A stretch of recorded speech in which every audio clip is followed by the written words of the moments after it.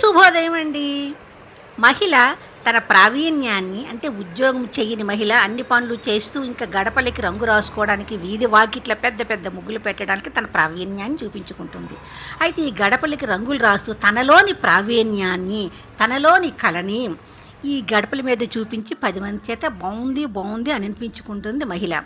అయితే ఈ పెయింట్లు చాలా ఖరీదైపోయాయి ఇప్పుడు.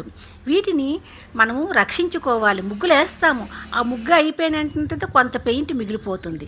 దాన్ని మనం ఎలా స్టోరేజ్ చేసుకోవాలంటే డబ్బాని ఎప్పుడూ కూడానా ఈ మా టిన్నులు చూస్తున్నారు కదండి, కొన్ని సంవత్సరాలు బట్టి ఉన్న టిన్నులు అనమాట. ఎలా స్టోరేజ్ చేసామంటే దాంట్లో పని అయిపోయిన వెంటనే దాంట్లో తగిన టర్పెంటైన్ తైలు వేసేసి డబ్బాని తిరగవేసేయాలి. ప్రతి షాపుల్లో ఉంటుంది కదండి ఇలాగా.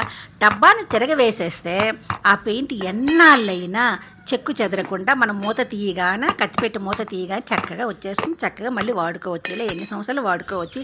ఇది మహిళలకి చిట్కా మాత్రమే. ఎన్నోసార్లు నేను పెయింట్ డబ్బాలు పారవేశాను కనుక మీకు చెప్తున్నాను. Thank you.